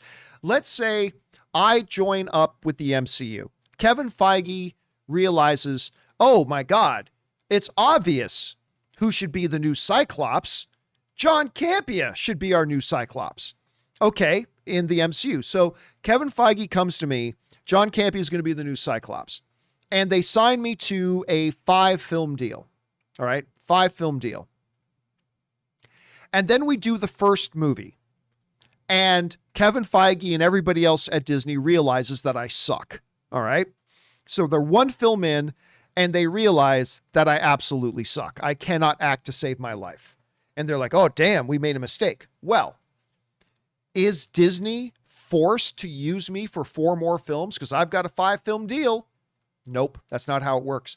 What a 5-film deal for me means that I must come back and appear as Cyclops for 5 films if Disney wants me to. But Disney is not under any obligation to use me. They can swap me out tomorrow. Now, we saw that with, why do I keep forgetting the name of the actor who played Rhodey first? Who played Rhodey in the first Iron Man?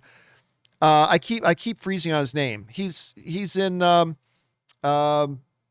what's the name of the TV show he's just in? Was it King? I can't remember the name of the TV show he's in either. Who was it? Terrence Howard. Thank you. Charles Esther was the first guy to get Terrence Howard in there. Fair Evans also wrote it. Junia, Fabrizio, John A.M., Dragon 10, all sending in the name. Thank you guys. Yes, Terrence Howard. So Terrence Howard had a multi-film deal to play Rhodey in the MCU, but for all the drama that went on, Disney decided they wanted Don Cheadle to play Rhodey from now on. But he had a 3-film deal. It doesn't matter. So all these deals mean is that if the studio wants you to come back to play this role, you are obligated to do it for X number of movies. However, the studio is not obligated to bring you back if they don't want to. So whenever you hear about an actor has a 7-film deal, a 5-film deal, a 12-film deal, that does not automatically mean you're going to see them in that many films. The studio may decide to change actors. The studio may decide not to do those movies they were going to do before.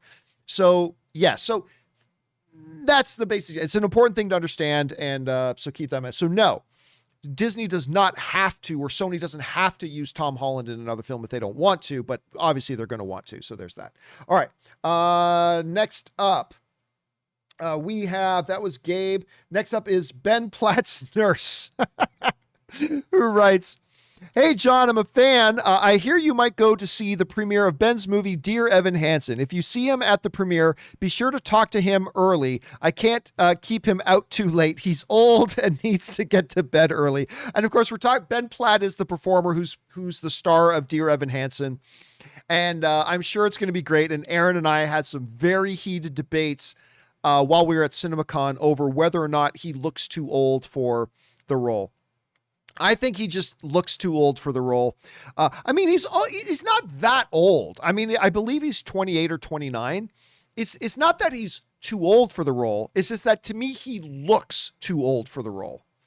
You know what I mean? So but we had a lot of arguments about that. It was very, very heated discussions over that. All right, Gabe Barker writes, Gabe Barker again writes, however unnecessary, what if Chris Evans came back for a limited series about him returning the stones? That's been brought up at least 5 dozen times. A lot of people have brought that up.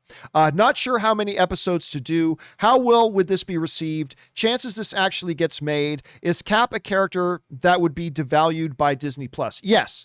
Chris Evans as Captain America would be devalued by just slapping him in Disney Plus. I personally think. But listen, as much as Captain America, the true Captain America, Steve Rogers, not Bucky, not Sam, although I did like Falcon and the Winter Soldier. I did like it, but Bucky, you can give Bucky the shield and he can carry the name Captain America, but he's not really Captain America. You can give Sam the shield and give him the title Captain America, but he's not really Captain America. Steve Rogers is Captain America is Steve Rogers is Captain America is Steve Rogers is Captain America. That's what it is to me. But as a guy who Chris Evans's Captain America, Steve Rogers, is my favorite MCU character. Not my favorite comic book character, but Steve Rogers, Captain America, is my favorite MCU character. I have zero interest in a Disney Plus show about Steve returning the stones. Zero. None. What's the point? We know what happens. Not only do we know what happens, we know what happens every step of the way. Because we know if the stones don't get returned, reality unfurls, right? So a reality didn't unfurl. So that means Steve successfully returns the first stone. And then he goes on a mission to return the second stone, and we know that succeeds.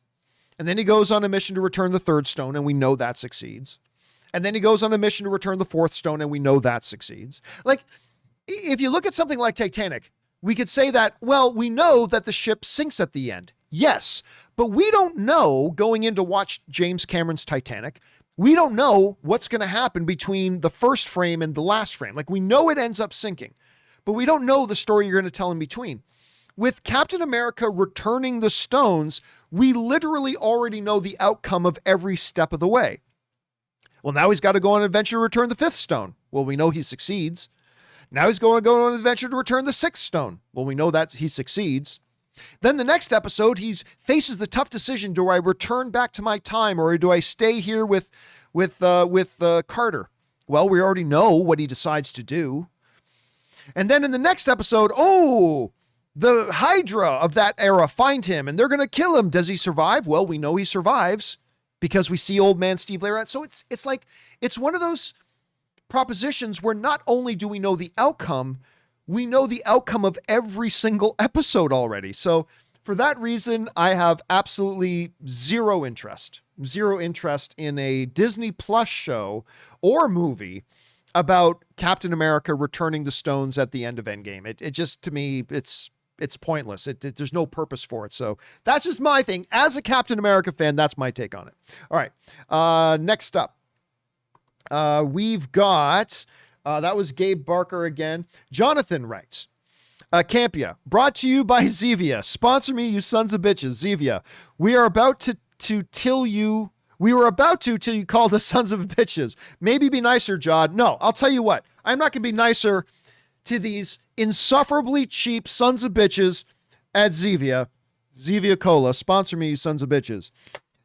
More cases of Zevia. More people know about the existence of this cola because of me than anything else these insufferably cheap sons of bitches have ever done with their marketing money. Me. I have more people writing to me. I've never even heard of Zevia. Now I'm drinking it because of you. So listen up, you assholes at Zevia, as I promote your product. Listen up, you sons of bitches. Sponsor this show. But John, why do they need to sponsor you when you still mention them every day for free? Okay, yeah, you got me there. That's a very good point. Why on earth would you buy the cow when you get the milk for free? That's kind of the situation with me. Zevia Cola, sponsor me, you insufferably cheap sons of bitches. All right, next up. Where are we at? Where are we? Next up, we are at Dangerous D, who writes, Hey, John, I pose this question to you. Is the DCEU cursed? No. Wonder Woman 84 failed. The Suicide Squad failed. Justice League didn't perform as expected. I see Marvel movies, no matter the controversy, still performs better than DC. Do we need a divine intervention? Divine, I mean Spielberg. Well, I mean, listen, if you cherry pick out certain projects, you can make anything look like anything. Like, I noticed you didn't mention that Aquaman made $1 billion at the box office. I noticed you didn't mention the unbelievable success of the first Wonder Woman movie.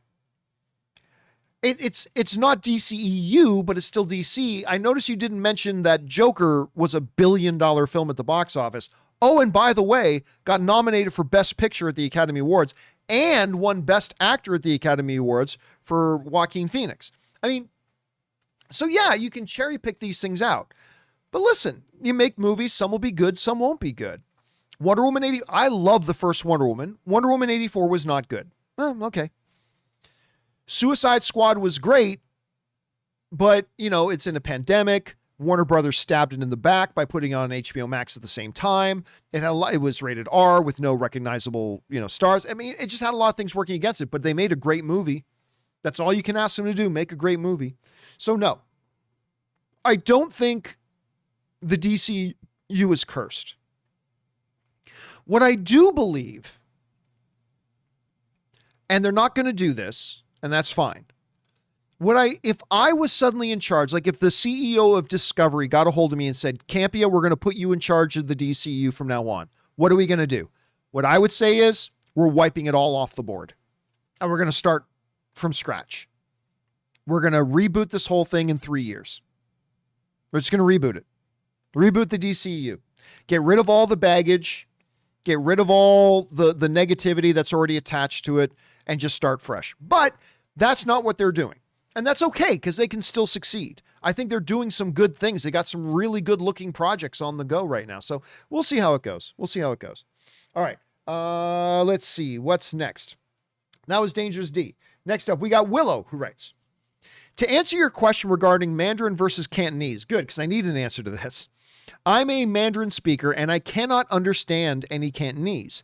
It sucks because most Chinese people in Vancouver speak Cantonese, and I'll frequently have elderly people come up to me and talk to me in Cantonese, and I can't understand a word they say. However, my friends who speak both dialects say they're actually quite similar. I do also speak Shanghainese. I'm assuming that's something spoken in Shanghai. And while my friends can't understand me, I notice the similarity to Mandarin. Yeah, see, that has come up.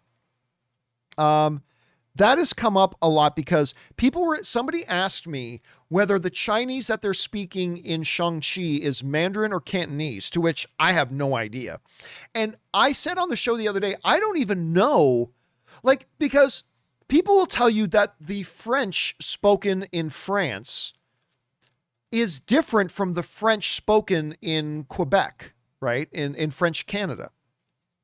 But if somebody from Quebec and somebody from Paris were speaking, they would be able to understand each other. So I was asking, between people who speak Mandarin and people who speak Cantonese, can they still understand each other? And apparently Willow is saying, no, they are significantly different. So this is stuff I never even knew before.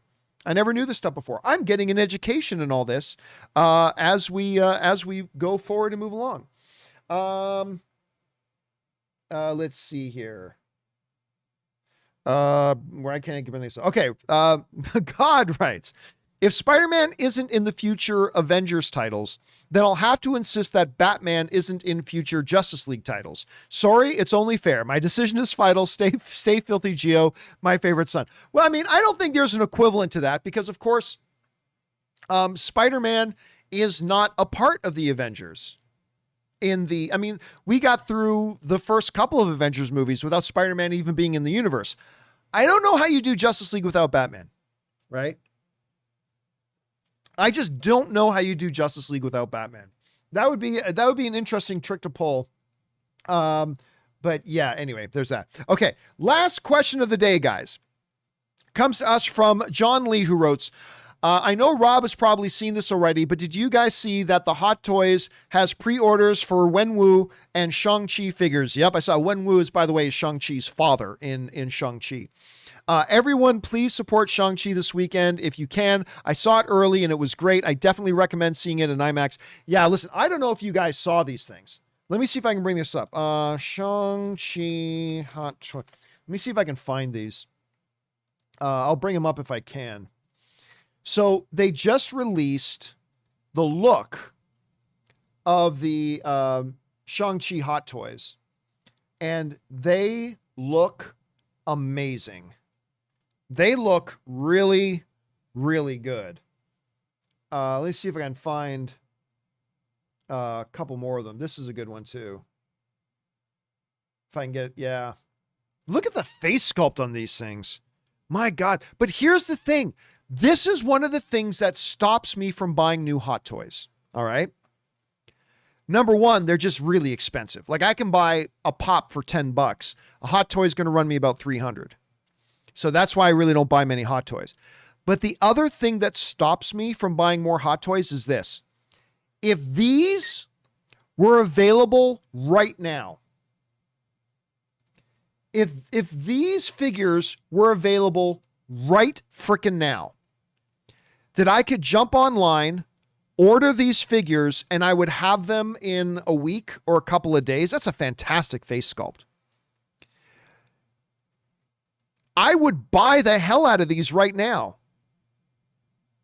But you have to order them today to get them in 2023. I'm not kidding. Rob was telling me about this. He put in his pre-order, but you don't get them until 2023. That is what saves me my bank account. Because I remember I was at Comic-Con And they had the hot toy for the Endgame Captain America, as well as the Endgame Thor. And I'm like, I'm going to buy these MFers right now. I'm going to buy these right now. They were gorgeous and beautiful. And it was going to cost me like $650 to buy the pair, but I hadn't spent any money at Comic-Con that year. I'm like, okay, I'm going to buy these things. These things are gorgeous. So I go up to the guy at the desk. I'm like, I want these two. And they're like, oh yeah, well, you don't actually buy them from us. You can put in the order and you'll get them in like 18 months. I'm like, get them in 18 months. You son of a bitch. We live in an instant gratification world. And if I can't get my instant gratification, I lose interest. And so sure enough, I lost interest. And again, so I'm telling you, if I could hop online right now and buy these, damn, it still hurts to stick up my thumb, and buy these right now, and I know I would get them in a few days, I would probably go broke. But knowing that I'm not going to get them for at least a year and a half, it makes me not order this stuff. And that's what saves me. That's one of the reasons why I do not have more Hot Toys, is because you don't get them when you order them. You have to wait a year or 2 years. And for all I know, in a year or 2 years, I wouldn't even want them. I probably still want these ones. But yeah, that's one of the things that keeps me from buying more Hot Toys. Number one is the cost, but number two is the fact that you don't actually get them for at least a year once you order them. And I'm like, well, again, I'm too much of an instant. Maybe that's my problem. That's my problem, but it is still the problem. I need the instant gratification that I buy it and I'm going to get it. Hell, I don't even buy things on Amazon anymore unless it's going to give me Prime delivery. It's like 2 weeks for delivery. And I remove it out of my cart. That's how impatient I am. I don't even order anything off Amazon unless it has Prime delivery guaranteed within 2-day delivery. That's how impatient I am to get my instant gratification fix. But anyway, yeah, there's that. Anyway, guys, there are still more questions to come from folks like John Lee, or what we just did, John Lee, Sam Fisher, Alan, Panos, Super Saiyan, and others. Do not worry, guys. Going to do a companion video a little bit later today, and we will get all caught up on the remaining questions. But for now, that'll do it for this installment of the John Campea Show. Thank you guys so much for being here and making this show a part of your day. Big thanks to Robert Meyer Burnett for bringing his glory and goodness to the show. And a special thank you to all of you guys who sent in these live comments and questions and super chats. Number one, because you gave us great fun things to talk about. But number two, you supported this channel as you did it. And all of us involved with the John Campea Show, thank you guys so much for your support. In the meantime, guys, make sure to do the four main things. Stay smart, stay safe, take care of yourselves, and please take care of the people around you. That'll do it for me, guys. My name's John Campea, and until next time, my friends, bye-bye.